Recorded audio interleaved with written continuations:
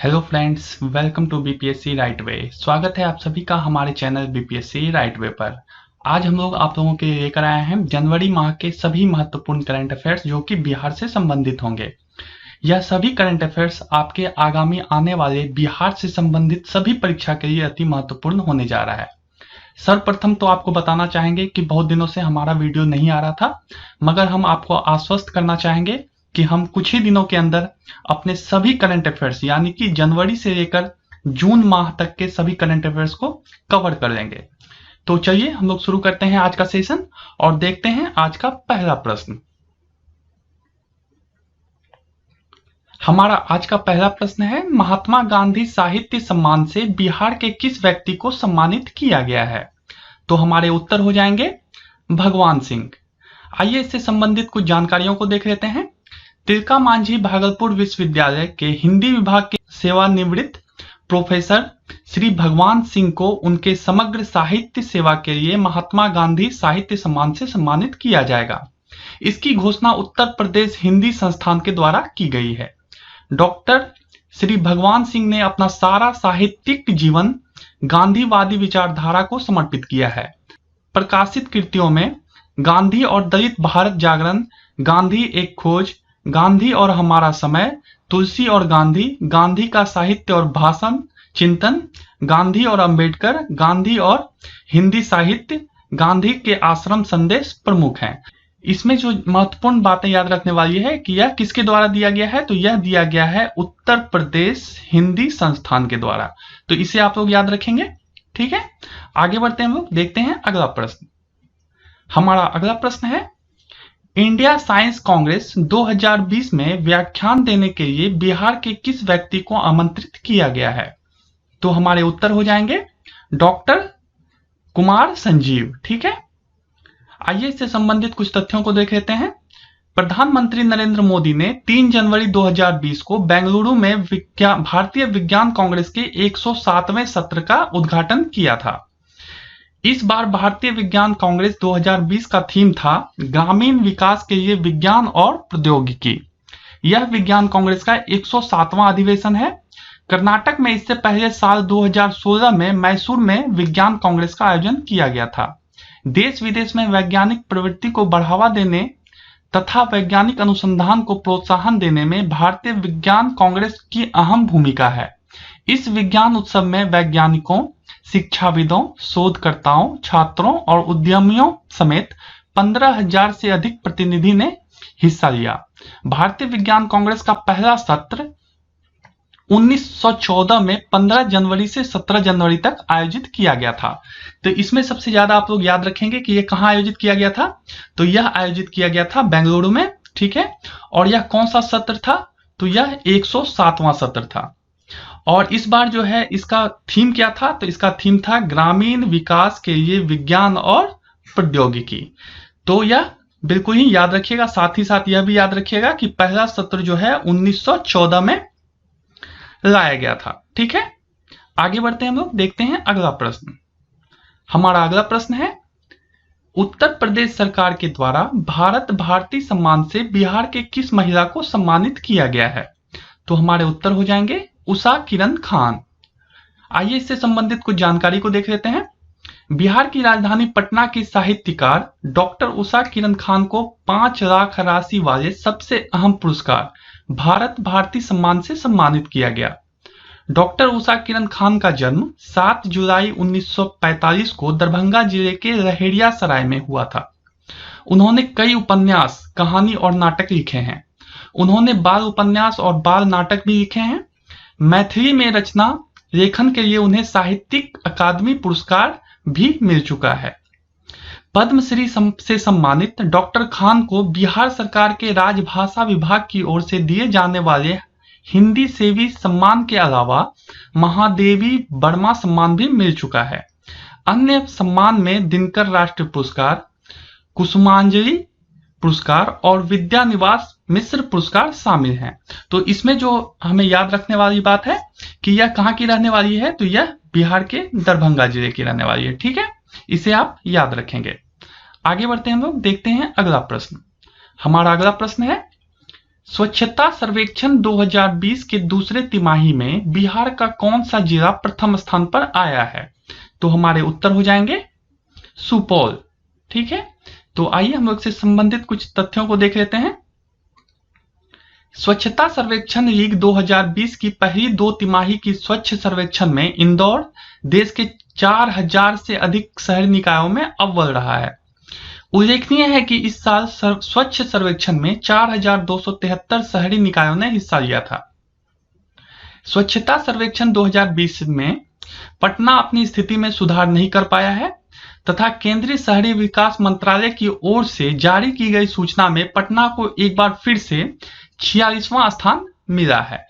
तो पहले स्थान पर कौन है? तो पहले स्थान पर इंदौर है। इससे पहले भी इंदौर ही था और इसमें टोटल कितनों ने हिस्सा लिया था? 4273 शहरी निकाय ने इसमें हिस्सा लिया था। और पटना का स्थान क्या है? तो पटना का स्थान 46 है। तो इसे तीनों चीजों को याद रखेंगे। आगे बढ़ते हैं हम लोग, देखते हैं अगला प्रश्न। हमारा अगला प्रश्न है, हाल ही में दक्षिण बिहार ग्रामीण बैंक का कौन सा स्थापना दिवस मनाया गया है? तो हमारे उत्तर हो जाएंगे पहला। वित्त मंत्रालय की अधिसूचना के आलोक में मंगलवार से मध्य बिहार ग्रामीण बैंक एवं बिहार ग्रामीण बैंक का समायोजन हो गया है। अब यह दोनों बैंक दक्षिण बिहार ग्रामीण बैंक के नाम से जाने जाएंगे। इसका प्रधान कार्यालय पटना में होगा और दक्षिण बिहार ग्रामीण बैंक का प्रवर्तन बैंक जो है वह होगा पंजाब नेशनल बैंक। दक्षिण बिहार ग्रामीण बैंक राज्य के 20 जिलों में काम करेगा। तो इसमें बहुत सारी बातें याद रखने वाली है जो कि आपके परीक्षा के लिए महत्वपूर्ण होगा, उसे याद रखिएगा। इसमें किसका किसका मर्ज किया गया है? तो इसमें किया गया है मध्य बिहार ग्रामीण बैंक और बिहार ग्रामीण का मर्ज हो गया। ठीक है, और यह दोनों मिलकर अब क्या कहलाएगा? दक्षिण बिहार ग्रामीण बैंक। और इसका प्रवर्तक बैंक कौन होगा? तो वह होगा पंजाब नेशनल बैंक। ठीक है, तो ये बातें याद रखेंगे आप लोग। आगे बढ़ते हैं। हमारा अगला प्रश्न है, All India Survey on Higher Education की एक रिपोर्ट के अनुसार बिहार में 18 से 23 साल तक की आयु वर्ग के 1 लाख आबादी पर कितने कॉलेज उपलब्ध हैं? तो हमारे उत्तर हो जाएंगे 7। अखिल भारतीय उच्चतर शिक्षा सर्वेक्षण 2016-17 से यह बात सामने आई है कि बिहार में 18 से 23 वर्ष की युवा जनसंख्या करीब 1.14 करोड़ है। बिहार में 18 से 23 वर्ष की युवा आबादी के लिए 756 कॉलेजों की व्यवस्था है। मतलब कि प्रति लाख 7 कॉलेज हैं। एक कॉलेज में 1801 बच्चों का दाखिला हुआ है। राज्य सरकार वर्ष 2020 तक ग्रॉस इनरोलमेंट रेशियो को 30% तक पहुंचाने की योजना बना रही है। दावा किया जा रहा है कि GIR के नेशनल रेशियो यानी कि 25.2% तो आगे निकलेंगे ही, साथ ही 30% के आंकड़े को भी छू लेंगे। इस औसत तक पहुंच पाना वर्तमान में तो मुश्किल लगता है, लेकिन आगे यह संभव है। नेक्स्ट क्वेश्चन, अगला प्रश्न है, लखनऊ में आयोजित होने वाले राष्ट्रीय युवा उत्सव में बिहार के कितने लोग हिस्सा लेंगे? तो हमारे उत्तर हो जाएंगे 84। स्वामी विवेकानंद की जयंती पर केंद्र सरकार के युवा एवं खेल विभाग तथा उत्तर प्रदेश की सरकार के द्वारा आयोजित 23वें राष्ट्रीय युवा उत्सव में बिहार के नौजवानों ने पदक भी जीता है और देश भर से आए युवा कलाकारों का दिल भी जीता है। बिहार ने 3 विधाओं यानी कि तबला वादन, बांसुरी वादन और सांस्कृतिक गायन में पुरस्कार जीता है। तीनों ही विधाओं में इन कलाकारों को तृतीय पुरस्कार मिला है। उत्तर प्रदेश के राज्यपाल आनंदीबेन पटेल के हाथों से ये तीनों सम्मानित किए गए हैं। गौरतलब है कि राज्य स्तर पर प्रथम आने वाले कलाकारों को राष्ट्रीय युवा उत्सव में बिहार के प्रतिनिधित्व का मौका मिला था।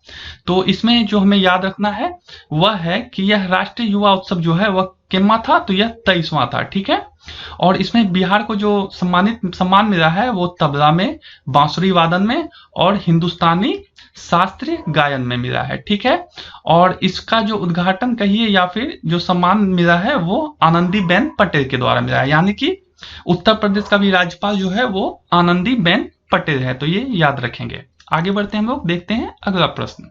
हमारा अगला प्रश्न है, बिहार के किस अस्पताल में स्टेट कैंसर इंस्टीट्यूट की स्थापना की जा रही है जिसे फरवरी 2020 से प्रारंभ कर दिया जाएगा? तो हमारे उत्तर हो जाएंगे IGIMS पटना।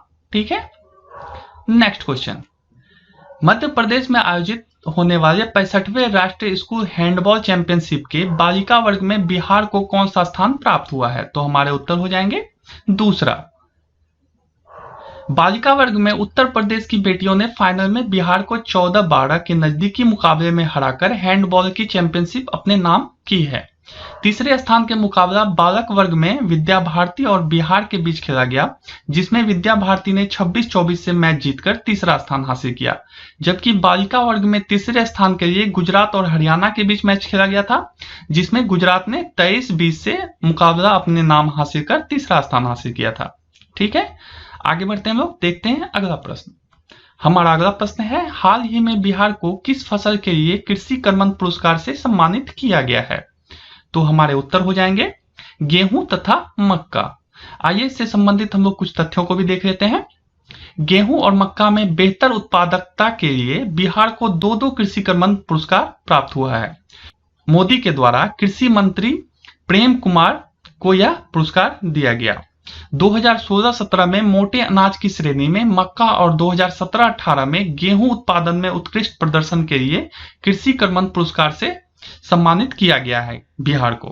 ठीक है, दोनों पुरस्कार के लिए 2-2 करोड़ की राशि दी गई है और इसके साथ ही ट्रॉफी और प्रशस्ति पत्र भी दिया गया है। तो यह याद रखिएगा, किसने यह पुरस्कार ग्रहण किया? तो प्रेम कुमार, और प्रेम कुमार जो है वह कृषि मंत्री हैं। ठीक है, इसे याद रखिएगा।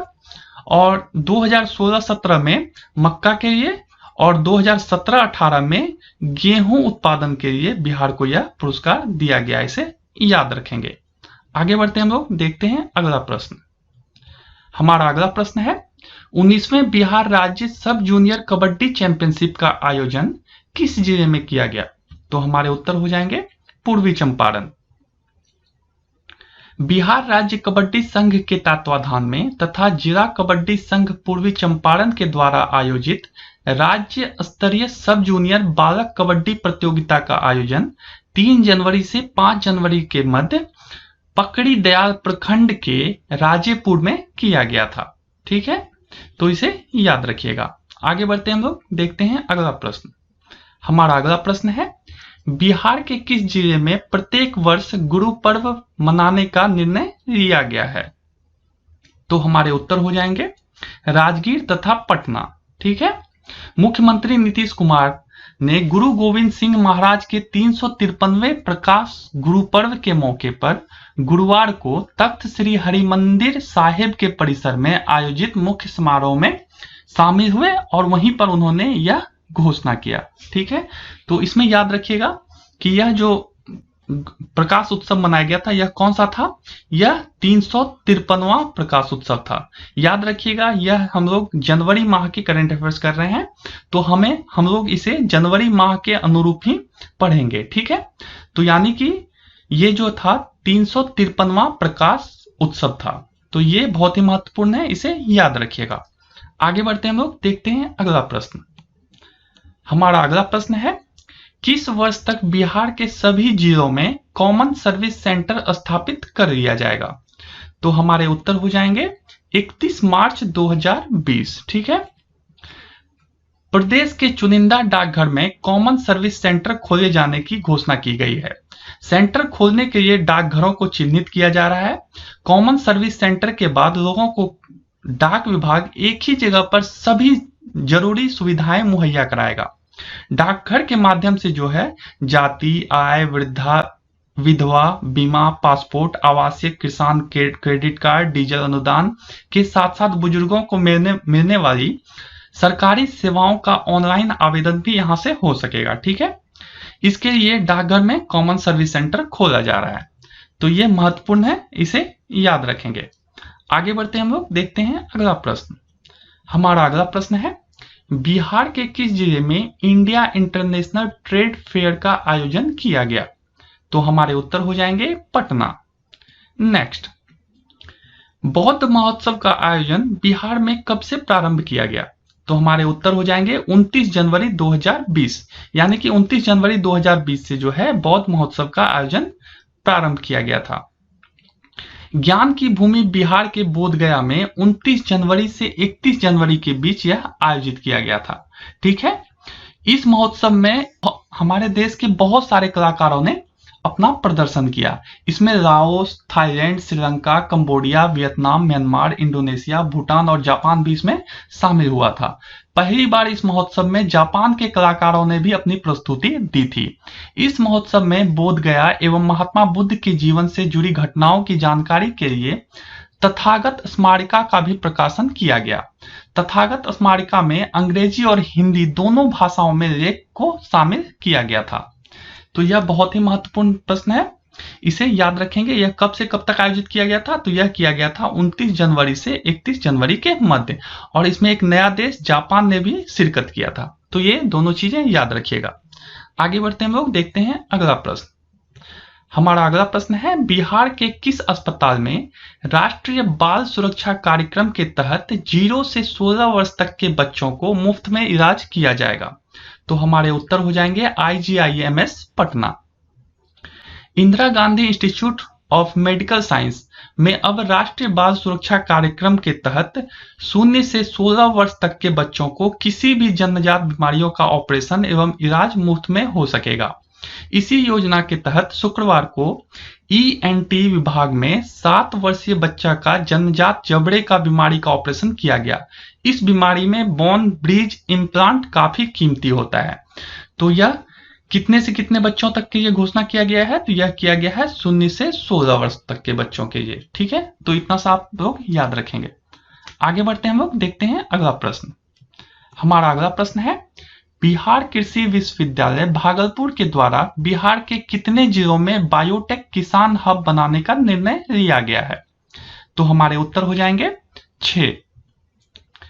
भागलपुर के सबौर स्थित बिहार कृषि विश्वविद्यालय ने योजनाओं को किसानों तक आसानी से पहुंचाने के लिए राष्ट्रीय कृषि विकास योजना यानी कि रफ्तार पर काम शुरू कर दिया है। इसके लिए BAU यानी कि बिहार कृषि विश्वविद्यालय ने समग्र कृषि विकास का ब्लूप्रिंट तैयार किया है। इसमें शोध से लेकर फसलों के उत्पादन बढ़ाने की दिशा में भी काम किया जाएगा। यह योजना केंद्र और राज्य सरकार के सहयोग से चलाया जा रहा है। भारत सरकार के जैव प्रौद्योगिकी निदेशालय ने 236.5 लाख की राशि से बायोटेक किसान हब योजना शुरू की है। इस योजना के तहत अररिया, औरंगाबाद, बांका, कटिहार, खगड़िया और पूर्णिया के किसानों के बीच मधुमक्खी पालन, मखाना, बकरी पालन व मशरूम की खेती को बढ़ावा दिया जाएगा। तो यह महत्वपूर्ण है, इसे याद रखेंगे। ठीक है, कितने? तो टोटल 6। नेक्स्ट, साथ ही आप लोगों को बताना चाहेंगे कि BPSC राइटवे ने अपना एक नया वेबसाइट लॉन्च किया है, जहां पर आपको बिहार से संबंधित सभी प्रतियोगिता परीक्षा के लिए सामान्य अध्ययन, MCQs, NCERT बुक्स, मैगजीन और अन्य सभी पाठ्य सामग्री जो कि परीक्षा के लिए महत्वपूर्ण होता है, वो सभी वहां पर प्रकाशित किए जा रहे हैं। तो आप लोग हमारे वेबसाइट पर विजिट कर सकते हैं। तो उसके लिए हमने अपने वेबसाइट का लिंक नीचे डिस्क्रिप्शन बॉक्स में दे दिया है। आप वहां से जाकर हमारे वेबसाइट पर जा सकते हैं।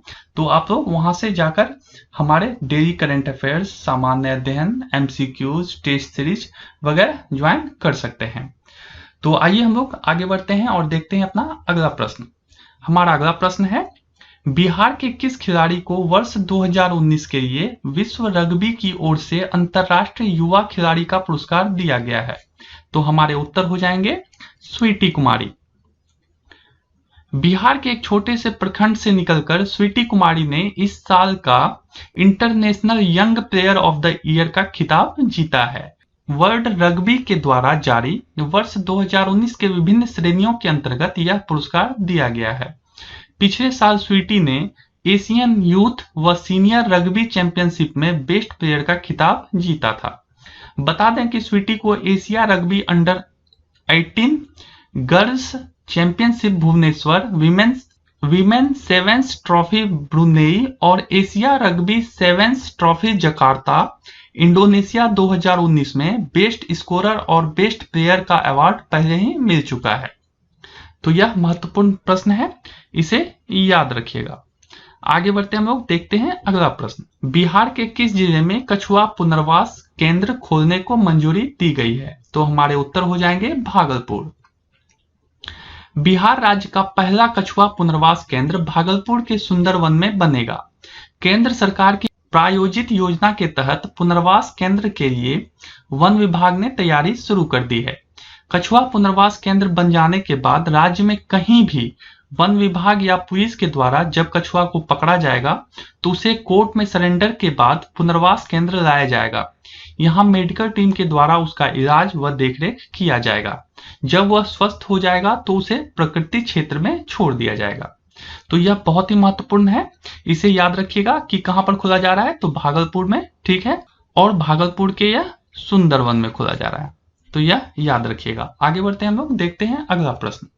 हमारा अगला प्रश्न है, बिहार के किस जिले में केंद्र सरकार के द्वारा वायरोलॉजी लैब की स्थापना की जा रही है? तो हमारे उत्तर हो जाएंगे मुजफ्फरपुर। केंद्रीय स्वास्थ्य एवं परिवार कल्याण राज्य मंत्री अश्विनी कुमार चौबे रविवार को श्री कृष्ण मेडिकल कॉलेज में वायरोलॉजी लैब का उद्घाटन किए। ईएस एवं डेंगू प्रभावित क्षेत्र होने के कारण यह लैब काफी महत्व रखता है। इसके शुरू हो जाने से वायरस जनित रोगों का पता लगाने के लिए मरीजों के सैंपल अब बाहर नहीं भेजने पड़ेंगे, यानी कि अब यहीं पर उसका चेकअप संभव हो सकेगा। तो यह कहां खोला जा रहा है? तो यह खोला जा रहा है मुजफ्फरपुर में, ठीक है, इसे याद रखिएगा। आगे बढ़ते हैं हम लोग, देखते हैं अगला प्रश्न। हमारा अगला प्रश्न है, नन्ही पड़ी लिटिल मिस इंडिया 2019 में बिहार से किसे रनर अप का खिताब दिया गया है? तो हमारे उत्तर हो जाएंगे वेदिका रक्षिता।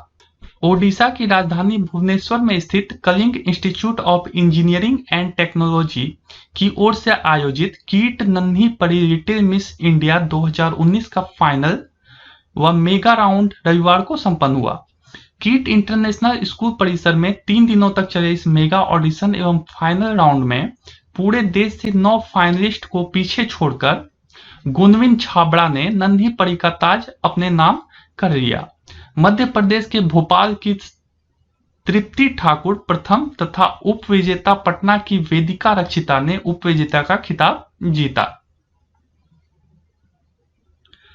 कुल 26 प्रतिभागी सेमीफाइनल में पहुंचे थे, जिसमें कि 10 फाइनल राउंड में जगह बनाने में सफल रहे।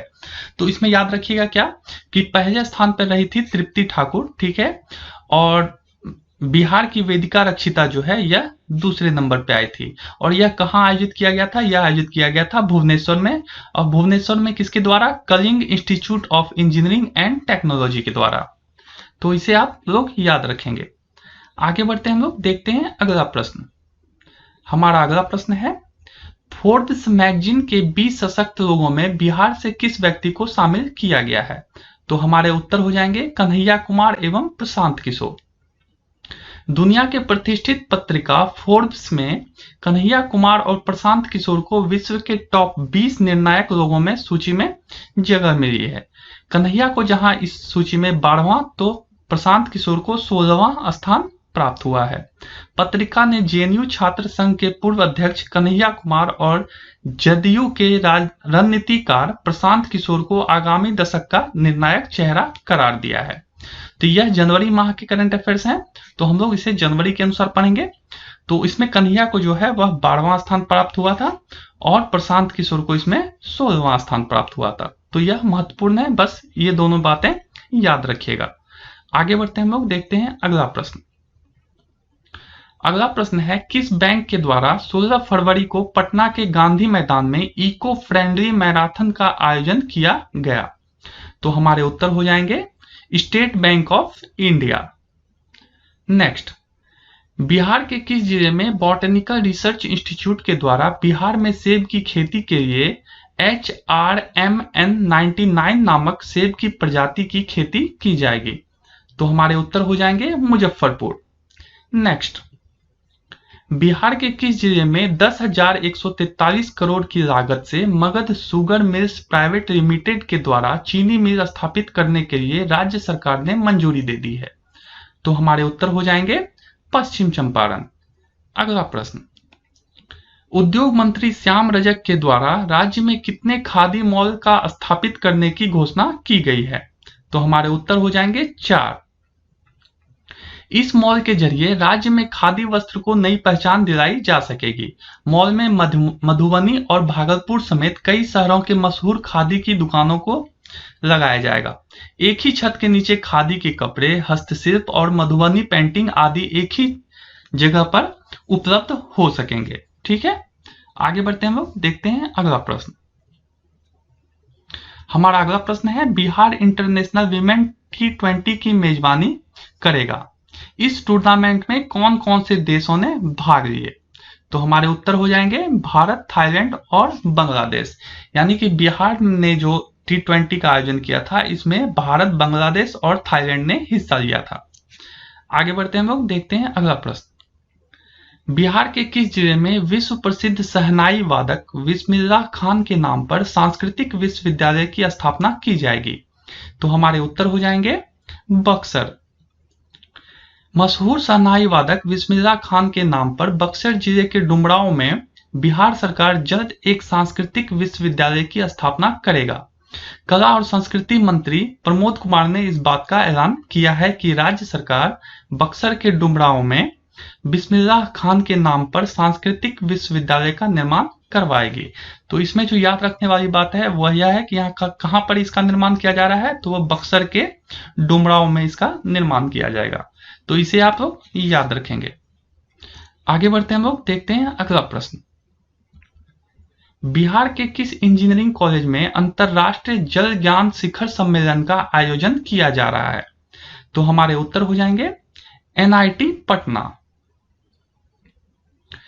पटना में इंडियन वाटर वर्क्स एसोसिएशन के द्वारा जल ज्ञान शिखर सम्मेलन का आयोजन किया गया।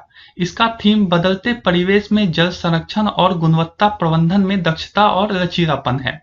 इस सम्मेलन में देश के विभिन्न राज्यों तथा सिंगापुर के national water agency, public utility board के engineer, German corporation for international cooperation GIZ Germany के पदाधिकारी, कनाडा समेत अन्य देशों के भी इंजीनियरों ने इसमें हिस्सा लिया।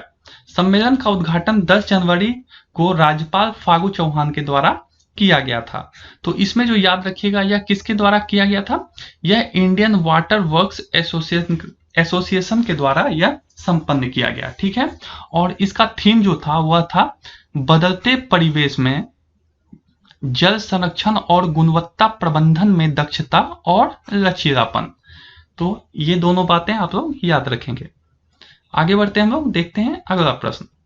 हमारा अगला प्रश्न है, बिहार का पहला हाई सिक्योरिटी जेल किस जिले में बनाया जा रहा है? तो हमारे उत्तर हो जाएंगे भागलपुर। राज्य सरकार ने हार्डकोर अपराधियों, नक्सलियों और आतंकी गतिविधियों में गिरफ्तार आरोपितों की सुरक्षा कारणों से न्यायालय में पेशी कराने में होने वाली परेशानी को देखते हुए यह निर्णय लिया है कि यहां पर एक हाई सिक्योरिटी जेल का निर्माण किया जाएगा। जेल की सुरक्षा 3 स्तर की होगी।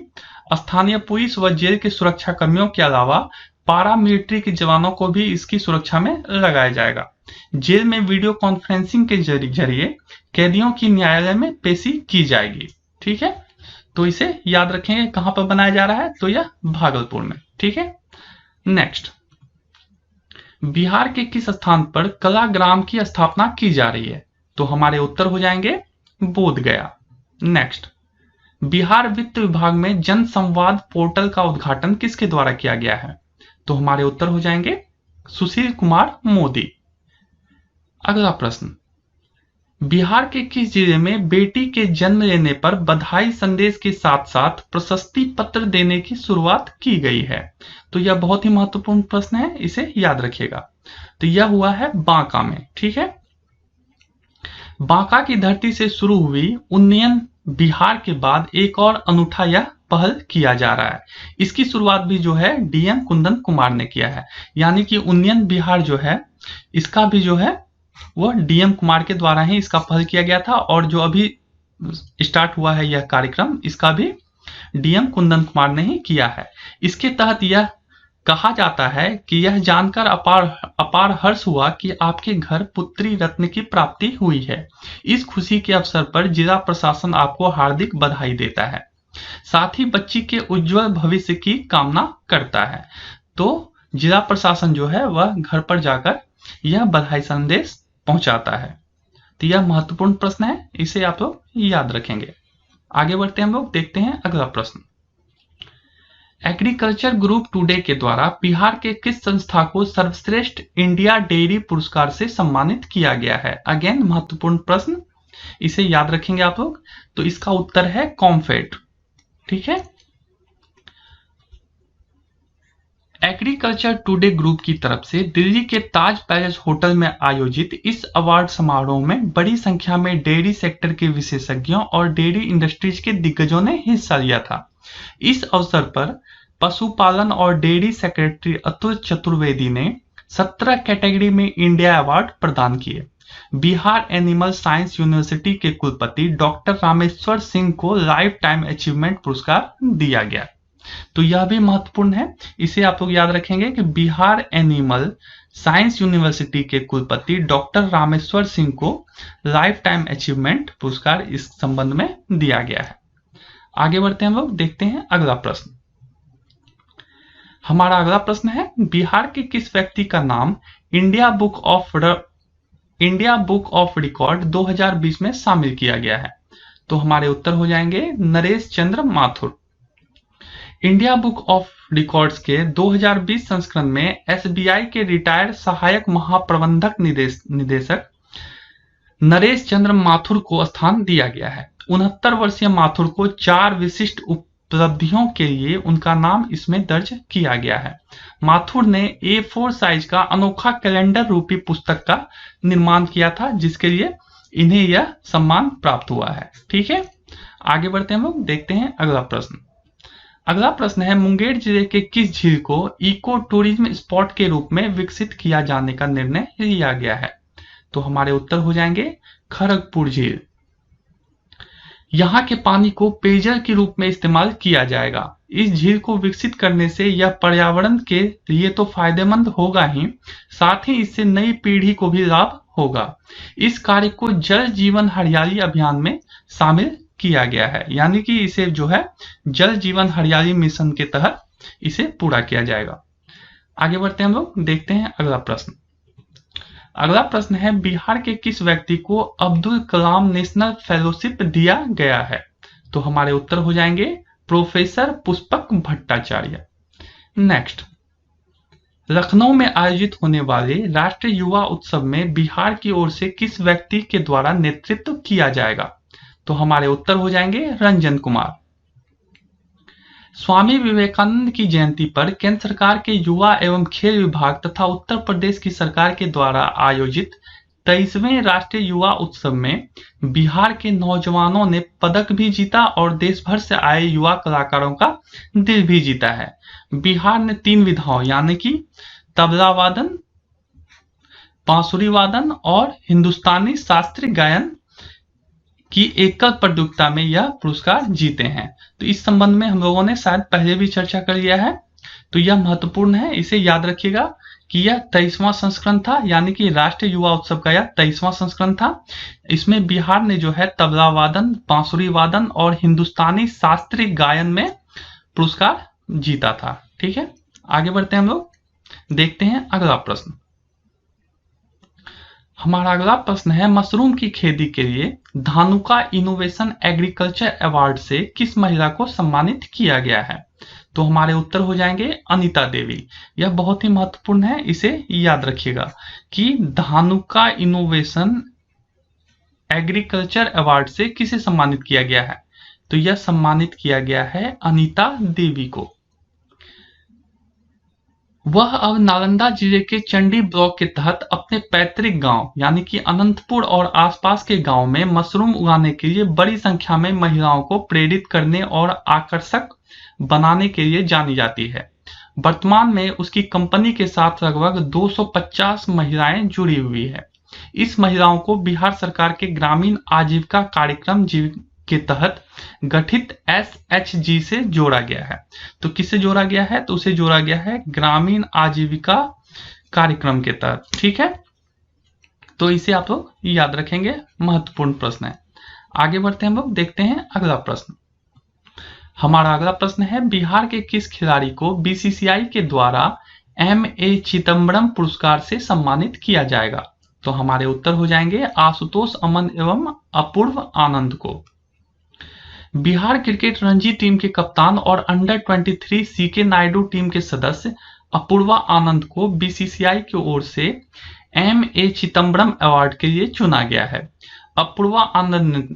अपूर्वा आनंद ने बीते सत्र में कुल 80 विकेट अपने नाम कर मिहिर दिवाकर का रिकॉर्ड तोड़ा है, जबकि आशुतोष अमन ने रणजी सत्र में 68 विकेट लेकर बिशन सिंह बेदी का 44 साल पुराना रिकॉर्ड तोड़ा था।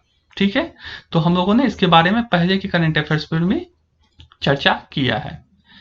तो आगे बढ़ते हैं हम लोग, देखते हैं अगला प्रश्न।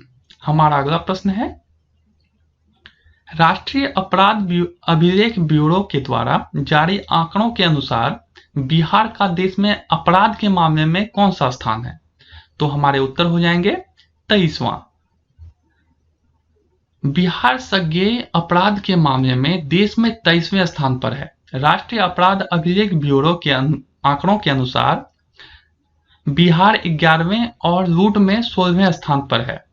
एनसीआरबी के द्वारा हाल ही में सभी राज्यों और केंद्र शासित प्रदेशों के वर्ष 2018 के अपराध के आंकड़े जारी किए गए हैं। उसी आधार पर जो है हत्या के मामले में बिहार का 11वां और लूट के मामले में 16वां स्थान है। 2018 में बिहार में अपराध की दर प्रति 1 लाख की आबादी पर 222.1 रही, जो कि साल 2017 में 223.9 थी और राष्ट्रीय औसत यानी कि 385.5 से तुलना करें तो यह काफी कम है। अपराध दर के मामले में देश भर में बिहार का स्थान पिछली बार भी 23वां ही था। वहीं आईपीसी के तहत दर्ज घटनाओं के हिसाब से बिहार का स्थान देश में 22वां है। तो इसे याद रखिएगा कि आईपीसी के तहत जो दर्ज घटना होती है उस हिसाब से बिहार का स्थान 22वां है और अपराध के मामले में 23वें स्थान पर है। आगे बढ़ते हैं हम लोग, देखते हैं अगला प्रश्न। हमारा अगला प्रश्न है, बिहार के किस खिलाड़ी को माधवराव सिंधिया अवार्ड से सम्मानित किया गया है? तो हमारे उत्तर हो जाएंगे आशुतोष अमन। मुंबई में भारतीय क्रिकेट कंट्रोल बोर्ड यानी कि बीसीसीआई ने एक बड़ा सम्मान समारोह आयोजित किया, जिसमें तमाम दिग्गज क्रिकेटरों को इसमें सम्मानित किया गया था। बीसीसीआई का यह कार्यक्रम जनवरी में आयोजित किया गया था और इस कार्यक्रम में कुल 25 दिग्गज खिलाड़ियों को सम्मानित किया था, जिसमें कि एक क्रिकेट संघ भी इसमें शामिल है और बिहार की तरफ से जो है वह आशुतोष अमन को सम्मानित किया गया। आगे बढ़ते हैं हम लोग, देखते हैं अगला प्रश्न। हमारा अगला प्रश्न है, कृषि विभाग के द्वारा आयोजित 3 दिवसीय तरकारी महोत्सव 2020 का आयोजन बिहार के किस जिले में किया जा रहा है? तो हमारे उत्तर हो जाएंगे पटना। राज्य में सब्जी उत्पादन को प्रोत्साहित करने के लिए बिहार बागवानी विकास सोसाइटी के द्वारा पटना के ज्ञान भवन में तरकारी महोत्सव 2020 का आयोजन किया गया। इस कार्यक्रम में बेहतर सब्जी उत्पादन करने वाले किसान भाइयों को पुरस्कृत किया गया। तो यह किसके द्वारा आयोजित किया गया था? तो यह आयोजित किया गया था बिहार बागवानी विकास सोसाइटी के द्वारा। तो इसे आप लोग याद रखेंगे। और कहां पर आयोजित किया गया था? तो पटना में। तो महत्वपूर्ण प्रश्न है, इसे याद रखें। आगे बढ़ते हैं, देखते हैं अगला प्रश्न। हमारा अगला प्रश्न है, बिहार के किस व्यक्ति को हिंदी सेवी सम्मान 2020 से सम्मानित किया गया है? तो हमारे उत्तर हो जाएंगे डॉक्टर राम बदन बरुआ। डॉक्टर बरुआ ने बिहार समाचार, जो कि मासिक पत्रिका है, का 27 वर्षों तक संपादन किया। इन्हें चंपारण सत्याग्रह विशेषांक के लिए यह अवार्ड दिया गया था। तो इसे किसके लिए दिया गया था? तो वह दिया गया था चंपारण सत्याग्रह विशेषांक के लिए। तो यह याद रखिएगा, महत्वपूर्ण प्रश्न है। आगे बढ़ते हैं हम लोग, देखते हैं अगला प्रश्न। हमारा अगला प्रश्न है, असाधारण आसूचना अकुशलता पदक से बिहार के कितने पुलिसकर्मी को सम्मानित किया गया है? तो हमारे उत्तर हो जाएंगे 9। भारत सरकार ने बिहार के 9 पुलिस पदाधिकारियों को असाधारण आसूचना कुशलता पदक से सम्मानित करने का फैसला लिया है। बिहार से जिन अफसरों को इस पदक के लिए चयन किया गया है उनमें मोहम्मद मुश्ताक, जो कि एसआई हैं, संतोष कुमार सिंह, जो कि सब इंस्पेक्टर हैं, बैजनाथ कुमार, जो कि एसआई हैं, और अभिराम कुमार यह भी एसआई हैं, रविशंकर यह भी एसआई हैं, मनोज कुमार सिंह यह भी एसआई हैं और मुकेश कुमार सिंह जो एसएसआई हैं, देव पूजन प्रजापति जो कि एक सिपाही हैं और कृष्ण कन्हैया कुमार यह भी एक सिपाही हैं। इन सभी को एसटीएफ में तैनात किया गया है और इन 9 लोगों को जो है असाधारण आसूचना कुशलता पदक से सम्मानित किया गया है। ठीक है, ये सभी कहां पर तैनात हैं? ये सभी एसटीएफ में तैनात हैं वर्तमान में। ठीक है, आगे बढ़ते हैं हम लोग, देखते हैं अगला प्रश्न। हमारा अगला प्रश्न है, बिहार के किस अस्पताल में मॉलिक्यूलर जीनोमिक्स लैब के लिए 78.5 करोड़ रुपए की मंजूरी दी गई है? तो हमारे उत्तर हो जाएंगे IGIMS पटना। पटना के इंदिरा गांधी आयुर्विज्ञान संस्थान में अब जेनेटिक टेस्ट और इससे संबंधित रिसर्च के लिए प्लेटफॉर्म तैयार किया गया है। जल्द ही संस्थान में मॉलिक्यूलर माइक्रोबायोलॉजी और मॉलिक्यूलर जीनोमिक्स लैब की स्थापना की जाएगी। मॉलिक्यूलर जीनोमिक्स लैब बनाने के बाद इस संस्थान में जेनेटिक जांच और शोध संभव हो सकेगा। IGIMS ने सरकार से 78.5 करोड़ रुपए की मांग की थी, जिसे कि मंजूर कर लिया गया है। बिहार में यह पहला लैब होगा जहां की जेनेटिक जांच और शोध किए जा सकेंगे। तो यह महत्वपूर्ण प्रश्न है, इसे याद रखिएगा कि मॉलिक्यूलर जीनोमिक्स लैब कहां पर तैयार किया जा रहा है? तो यह तैयार किया जा रहा है IGIMS पटना में। आगे बढ़ते हैं लोग, देखते हैं अगला प्रश्न। हमारा अगला प्रश्न है, स्टेट ऑफ एजुकेशन रिपोर्ट के अनुसार राज्य के 0 से 8 वर्ष की कितनी प्रतिशत बच्चियां सरकारी स्कूलों में पढ़ने जाती है? तो इसके उत्तर हो जाएंगे 61.1% लड़कियां जो है वह जाती है पढ़ने के लिए। शिक्षा की वार्षिक स्थिति रिपोर्ट 2019 मुख्यतः 0 से 8 वर्ष आयु वर्ग के छोटे बच्चों पर केंद्रित था। ज्ञात हो कि यह श्रृंखला की 14वीं रिपोर्ट है। ठीक है, यह 14वीं रिपोर्ट है। असर यानी कि ASER 2019 में भारत के 24 राज्यों के 26 जिलों में आयोजित सर्वेक्षण में कुल 1514 गांवों, 30,425 घरों और 4 से 8 वर्ष आयु वर्ग के 36,930 बच्चों को इसमें शामिल किया गया था। नेक्स्ट, हाल ही में बिहार का पहला हाईटेक ATM ई-कॉर्नर किस बैंक के द्वारा पटना में खोला गया? तो हमारे उत्तर हो जाएंगे स्टेट बैंक ऑफ इंडिया। भारतीय स्टेट बैंक ने गांधी मैदान के पश्चिम स्थित बैंक के बिहार झारखंड मुख्यालय के सामने बिहार का पहला हाईटेक ATM ई-कॉर्नर खोला है। इसमें 9 ATM मशीन लगाई गई है। सभी से पैसे की निकासी और जमा करने की सुविधा है। योनो ऐप वाले सभी ATM से पैसे निकाल सकते हैं। बैंक के योनो ऐप से राशि निकासी से किसी तरह का फ्रॉड होने की संभावना नहीं है। इससे 10,000 रुपए तक की निकासी की जा सकती है। यानी योनो ऐप के थ्रू जो है आप इससे 10,000 रुपए तक की राशि निकाल सकते हैं।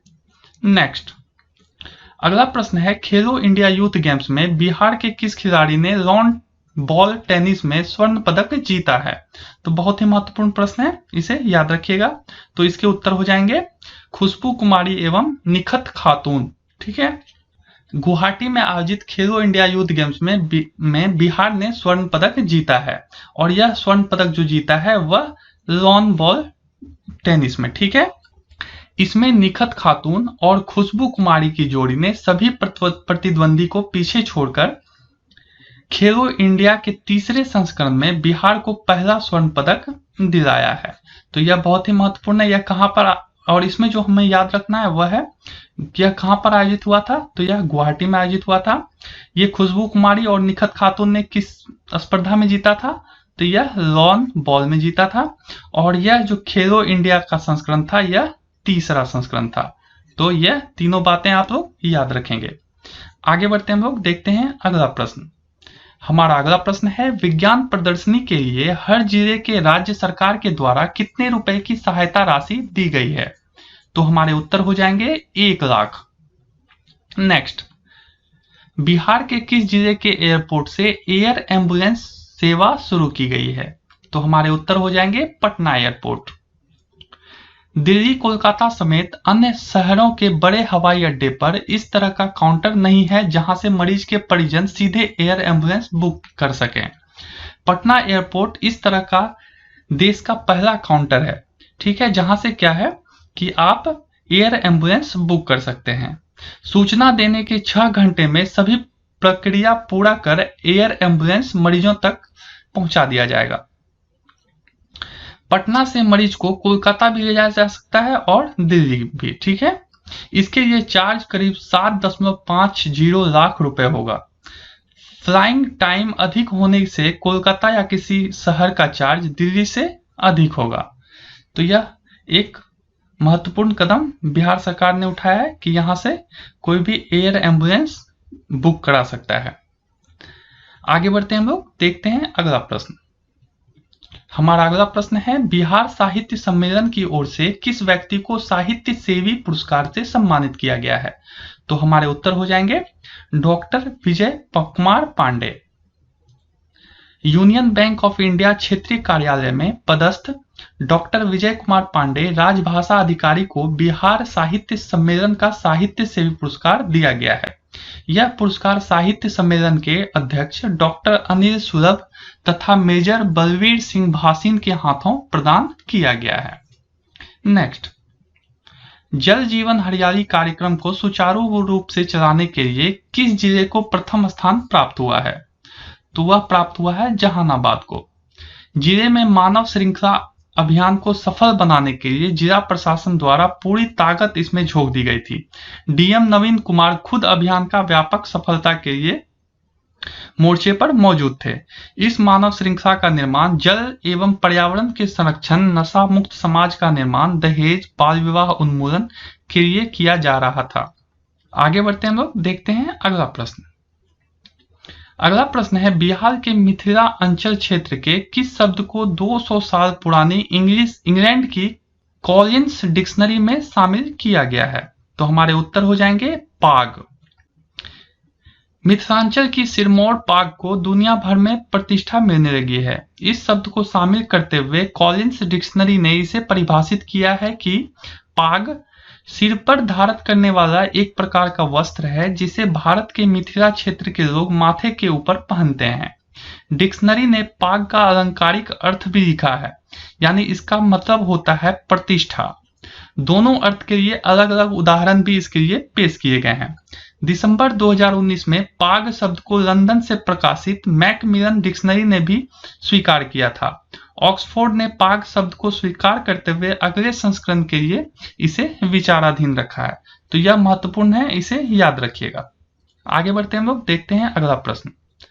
हमारा अगला प्रश्न है, बिहार विरासत समिति और कार्डिक विश्वविद्यालय लंदन दोनों साथ मिलकर बिहार के किस जिले में पुरातात्विक शोध करेंगे?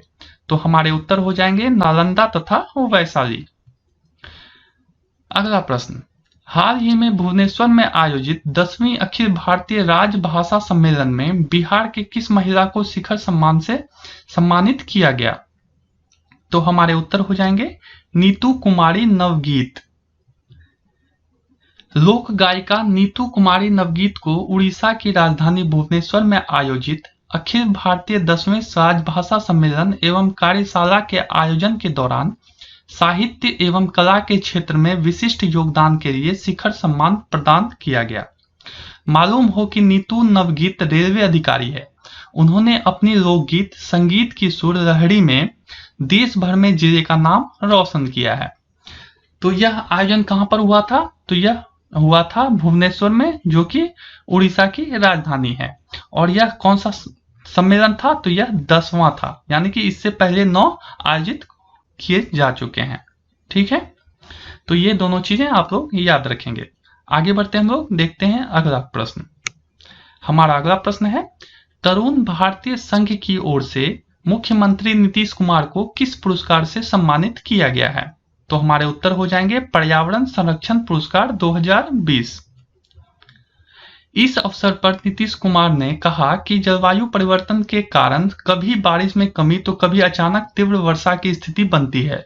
वर्ष 2018 में 534 प्रखंडों में 280 प्रखंडों को सूखाग्रस्त घोषित किया गया था। राज्य के विभिन्न हिस्सों में भूजल स्तर में भी भारी गिरावट हुई थी। इस स्थिति के प्रति भी लोगों को सतर्क रहते हुए जल के दुरुपयोग से बचना चाहिए। वर्ष 2012 में हरियाली मिशन की स्थापना कर 19 करोड़ पौधे लगाए गए और अब यह राज्य का हरित आवरण क्षेत्र 15% पहुंच गया है और आगे 8.5 करोड़ पौधे लगाए जाएंगे। जल जीवन हरियाली अभियान के अंतर्गत आहार, पईन, पोखर और अतिक्रमण मुक्त कराकर उसका जीर्णोद्धार भी कराया जा रहा है। तो इसमें जो याद रखने वाली बात है वो है कि अभी जो है राज्य हरित आवरण कितना है, तो वो है आपको 15%। ठीक है, इसे आप लोग याद रखेंगे। अभी जो है ना 15% पहुंच गया है और यह भी याद रखिएगा कि इसे 17% करने का लक्ष्य रखा गया है। आगे बढ़ते हैं हम लोग, देखते हैं अगला प्रश्न। हमारा अगला प्रश्न है, बिहार और झारखंड के लिए जनरल एरिया कमांडिंग ऑफिसर किसे नियुक्त किया गया है? तो हमारे उत्तर हो जाएंगे major general Rajpal Punia. Major general Rajpal Punia ने झारखंड एवं बिहार सब एरिया के नए जीओसी का कार्यभार संभाला है।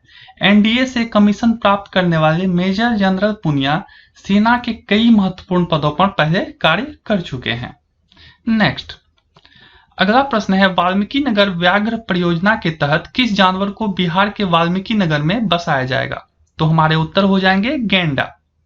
अगला प्रश्न, मिनी मद्रास बिहार के किस गांव को कहा जाता है? तो हमारे उत्तर हो जाएंगे सखोड़ा देवड़ा, जो कि नवादा में है। लोकनायक जयप्रकाश नारायण की कर्मभूमि कोल प्रखंड के सोखोड़ा देवड़ा गांव के करीब 500 लोग चेन्नई मद्रास में नौकरी करते हैं। इसमें कई कुक हैं, तो कोई अपना व्यवसाय वहां पर करता है।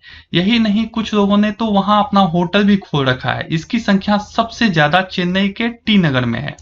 ठीक है, इसीलिए सखोड़ा देवड़ा जो है इसे मिनी मद्रास कहा जाता है। नेक्स्ट, बिहार के किस जिले में विभिन्न तरह के प्रतियोगिता परीक्षाओं के लिए 25,000 क्षमता वाली परीक्षा भवन का निर्माण करने की घोषणा की गई है? तो हमारे उत्तर हो जाएंगे पटना। पटना में पुराना बाईपास की 6.79 एकड़ जमीन पर यह बनाया जा रहा है। यहां कदाचार मुक्त और पारदर्शी तरीके से परीक्षा आयोजित की जाएगी। ऑनलाइन ऑफलाइन दोनों तरह से यहाँ पर परीक्षा लेने की सुविधा उपलब्ध रहेगी। पूरे परिसर भवन हॉल में सीसीटीवी और जैमर की व्यवस्था भी की जाएगी। सभी भवनों के सभी हॉल में वेब कास्टिंग की सुविधा और परीक्षा की मॉनिटरिंग मोबाइल फोन के माध्यम से की जा सकेगी। प्रत्येक भवन के ऊपर सोलर पैनल और एस्केलेटर की व्यवस्था भी की जाएगी। सुरक्षा के दृष्टिकोण से 52 सिपाहियों के रहने के लिए एक अलग बैरक की भी सुविधा यहाँ पर उपलब्ध कराई जाएगी। तो यह एक बहुत ही महत्वपूर्ण पहल बिहार सरकार के द्वारा किया जा रहा है और आशा करते हैं कि यह जल्द से जल्द पूरा हो जाए, जिससे कि छात्रों को आसानी हो। आगे बढ़ते हम लोग, देखते हैं अगला प्रश्न। हमारा अगला प्रश्न है, हाल ही में पटना में आयोजित अंतरराष्ट्रीय T20 महिला क्रिकेट टूर्नामेंट में किस देश ने खिताब जीता? तो हमारे उत्तर हो जाएंगे बांग्लादेश।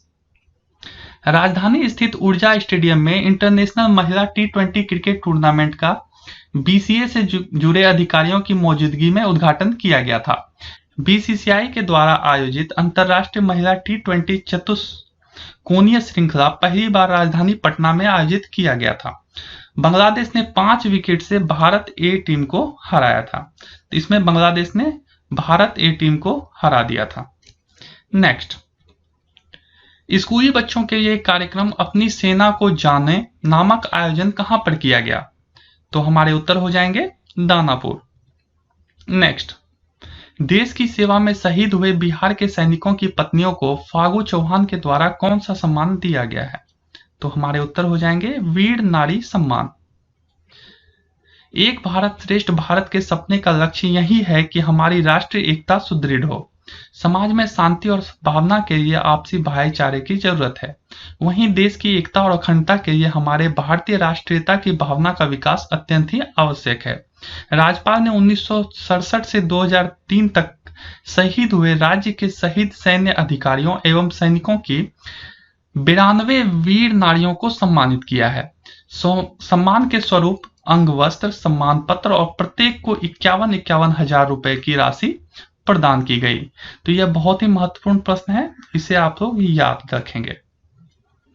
आगे बढ़ते हैं हम लोग, देखते हैं अगला प्रश्न। हमारा अगला प्रश्न है, हाल ही में 24 जनवरी को कर्पूरी ठाकुर की कौन सी जयंती मनाई गई? तो हमारे उत्तर हो जाएंगे 96। स्वतंत्रता संग्राम सेनानी, शिक्षक, राजनीतिक तथा बिहार के मुख्यमंत्री रहे समाजवादी नेता कर्पूरी ठाकुर की शुक्रवार को जयंती मनाई गई। जननायक कर्पूरी ठाकुर का जन्म 24 जनवरी 1924 को बिहार के समस्तीपुर जिले के पितौझड़िया गांव में हुआ था। इसे अब कर्पूरी ग्राम के नाम से भी जाना जाता है। भारत छोड़ो आंदोलन के समय उन्होंने 26 महीने जेल में बिताए थे। वह 22 दिसंबर 1970 से 2 जून 1971 तक, 24 जून 1977 से 21 अप्रैल 1979 के दौरान 2 बार बिहार के मुख्यमंत्री पद पर आसीन रहे थे। मुख्यमंत्री रहते हुए उन्होंने पिछड़ों को 27% आरक्षण दिया था। ठीक है, याद रखिएगा 27%। जब वो मुख्यमंत्री थे तो उन्होंने अत्यंत पिछड़ों को 27% तक का आरक्षण दिया था। उनका जीवन लोगों के लिए आदर्श से कम नहीं है। तो इसे भी आप लोग याद रखेंगे, परीक्षा के लिए यह महत्वपूर्ण हो सकता है। आगे बढ़ते हैं हम लोग, देखते हैं अगला प्रश्न। हमारा अगला प्रश्न है, बिहार सरकार के द्वारा जारी किस योजना में अब अत्यंत पिछड़ा वर्ग को भी लाभ दिया जाएगा? तो हमारे उत्तर हो जाएंगे मुख्यमंत्री उद्यमी योजना।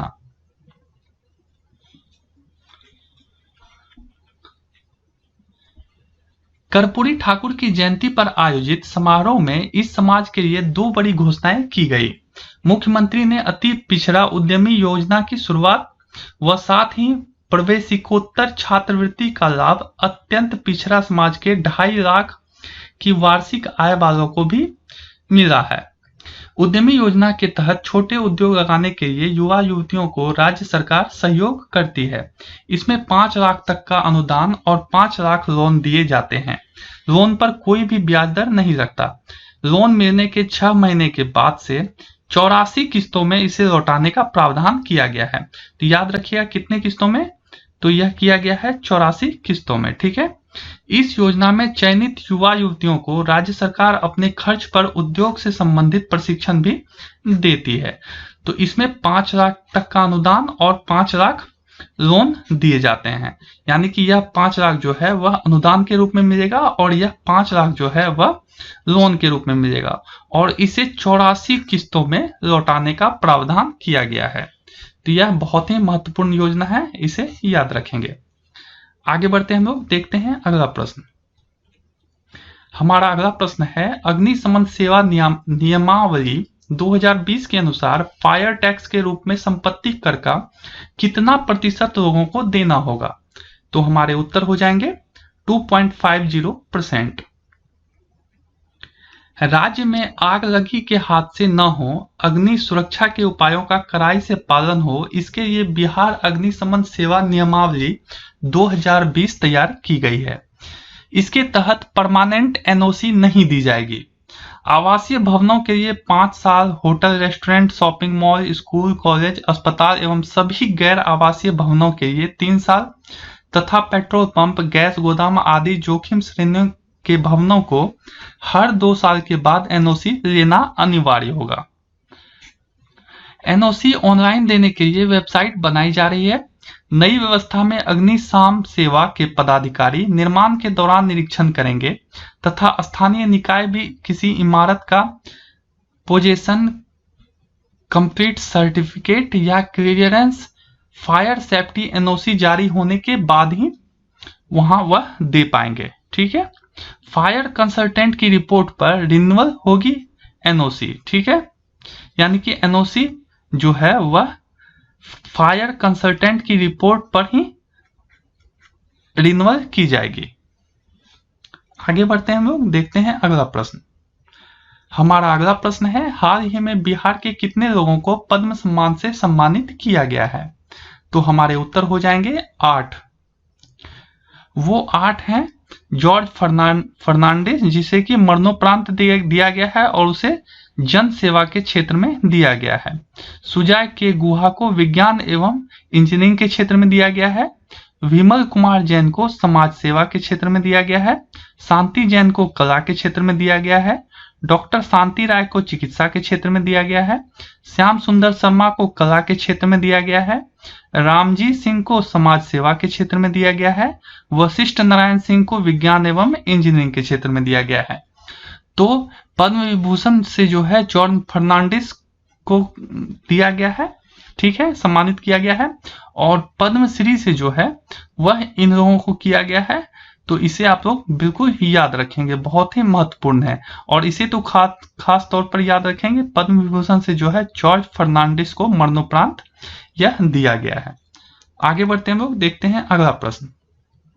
हमारा अगला प्रश्न है, गणतंत्र दिवस के अवसर पर बिहार के कितने पुलिसकर्मी को केंद्र सरकार के द्वारा गैलेंट्री अवार्ड यानी कि पुलिस वीरता पदक से सम्मानित किया गया है? तो हमारे उत्तर हो जाएंगे 7। गणतंत्र दिवस के मौके पर दिए जाने वाले केंद्रीय पुरस्कारों की घोषणा कर दी गई है। बिहार पुलिस के कुल 20 जवान अफसरों को विभिन्न पदकों से पुरस्कृत किया गया है। इसमें वीरता के लिए 7 पुलिस पदक, 3 विशिष्ट सेवा के पदक तथा 10 सराहनीय सेवा पदक शामिल हैं। वीरता के लिए पुलिस पदक पाने वाले में सब इंस्पेक्टर अमरेंद्र किशोर, बैजनाथ कुमार, देवेंद्र राज इंद्र और संतोष कुमार सिंह, रूपक रंजन सिंह, पंकज आनंद और जमादार विवेक कुमार शामिल हैं।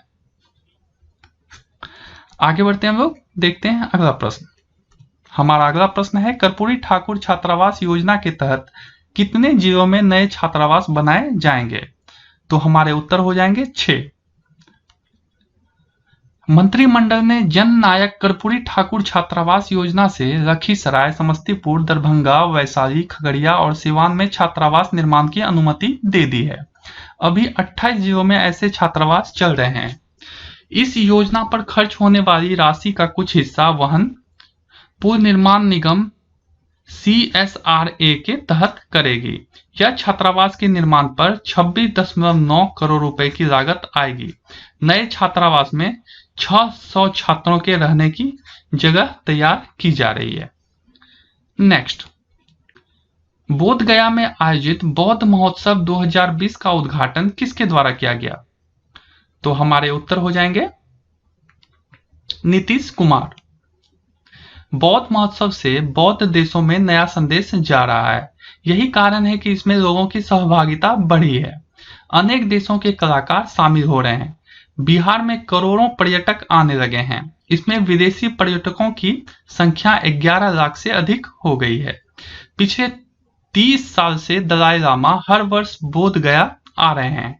वे कहते हैं कि बुद्ध का वचन ही वैज्ञानिक है। तो यह महत्वपूर्ण है, इसे आप लोग याद रखेंगे कि बौद्ध महोत्सव 2020 का उद्घाटन जो है वह किया गया और वह नीतीश कुमार के द्वारा किया गया था, ठीक है। और बौद्ध महोत्सव का आयोजन कहां पर किया गया? तो वह बोध गया में किया गया। आगे बढ़ते हैं, अगला प्रश्न। हमारा अगला प्रश्न है, हाल ही में मुख्यमंत्री बाल आश्रय योजना को मंजूरी दी गई है। इस योजना के तहत कितने बाल आवास निर्माण को मंजूरी दी गई है? तो हमारे उत्तर हो जाएंगे 12। सरकार ने पूर्व में ऐसे गृहों में हुए अनियमितताओं को देखते हुए यह कदम उठाया है। इस योजना के तहत फिलहाल 12 आवास निर्माण को मंजूरी दी गई है। प्रत्येक 200 बच्चियों के रहने के लिए इसमें क्षमता होगी। इसके आलोक में मुजफ्फरपुर सहित पश्चिम चंपारण, पटना, कैमूर, सिवान, औरंगाबाद, नवादा, कटिहार, जमुई, दरभंगा, सुपौल और भागलपुर में जमीन चिन्हित कर दी गई है। विभिन्न वर्ग समूह के लाभुकों व बालिका के सुरक्षित आवासन एवं पुनर्वास के लिए यह एक महत्वाकांक्षी योजना है। अगला प्रश्न, बिहार शिक्षा परियोजना परिषद के द्वारा आयोजित राज्य स्तरीय इंस्पायर्ड अवार्ड कार्यक्रम में किस छात्र को प्रथम स्थान प्राप्त हुआ है? तो हमारे उत्तर हो जाएंगे आर्यन प्रियदर्शी एवं अंकित कुमार। तो यह थे हमारे जनवरी माह के अत्यंत महत्वपूर्ण करंट अफेयर्स, जो कि आपके आने वाले आगामी बिहार से संबंधित सभी परीक्षाओं के लिए बहुत महत्वपूर्ण होने जा रहा है। तो आज के लिए बस इतना ही। मिलते हैं हम लोग अगले वीडियो में। तब तक के लिए हमारे साथ बने रहने के लिए आप सभी का बहुत बहुत धन्यवाद।